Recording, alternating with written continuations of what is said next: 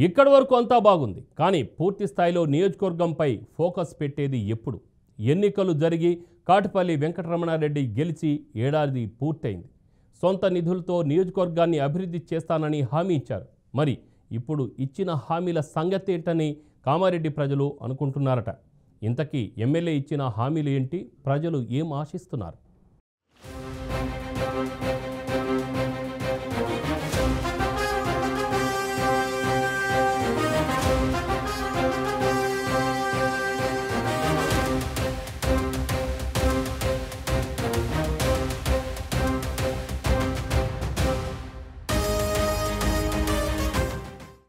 Assembly ఎన్నికల్లో కేవీఆర్ తన సొంత మేనిఫెస్టోతో ప్రజల్లోకి వెళ్లారు.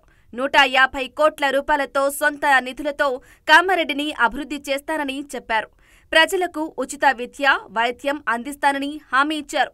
నియోజకవర్గంలో ప్రతి మండల కేంద్రంలో కార్పొరేట్ ఆసుపత్రి, కామారెడ్డి జిల్లా కేంద్రంలో మల్టీ స్పెషాలిటీ ఆసుపత్రి, కార్పొరేట్ స్కూల్, కాలేజీ నిర్మిస్తానన్నారు.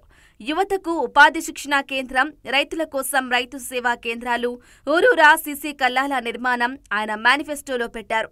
తాను ఎమ్మెల్యేగా గెలిచినా ఓడినా మేనిఫెస్టోను అమలు చేస్తానని ప్రకటించారు.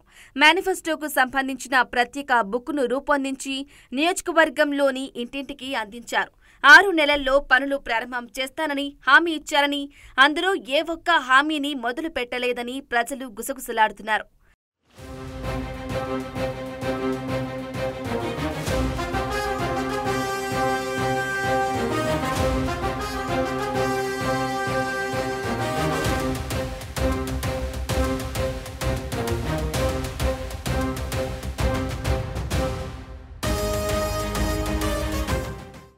నెల క్రితం వర్తక, వ్యాపార వర్గాలు, పట్టణ ప్రజలతో ఎమ్మెల్యే కేవీఆర్ సమావేశం ఏర్పాటు చేయగా రోడ్డు వెడల్పునకు సహకరించాలని చేసిన విజ్ఞప్తి విషయంలో సున్నితంగా తిరస్కరించారట.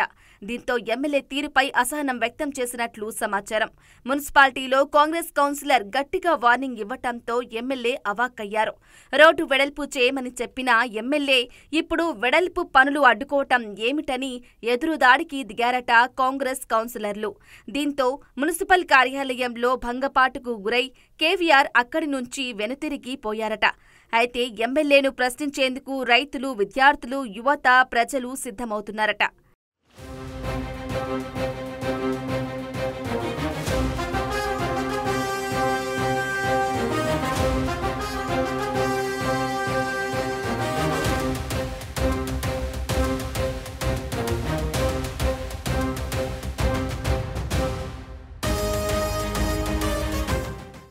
ఎమ్మెల్యే వెంకటరమణారెడ్డిపై వస్తున్న ప్రశంసలు, విమర్శలను దాటుకుని పూర్తి స్థాయిలో అభివృద్ధిపై ఫోకస్ పెట్టాలని పలువురు విశ్లేషకులు సూచిస్తున్నారు. ఇక సొంత నిధులతో కామారెడ్డి నియోజకవర్గాన్ని డెవలప్ చేస్తానని మాటిచ్చిన ఎమ్మెల్యే కేవీఆర్ మాటపై ఉంటే భవిష్యత్తులోనూ ఆయననే గెలిపించుకుంటామని ప్రజలు చెబుతున్నారు.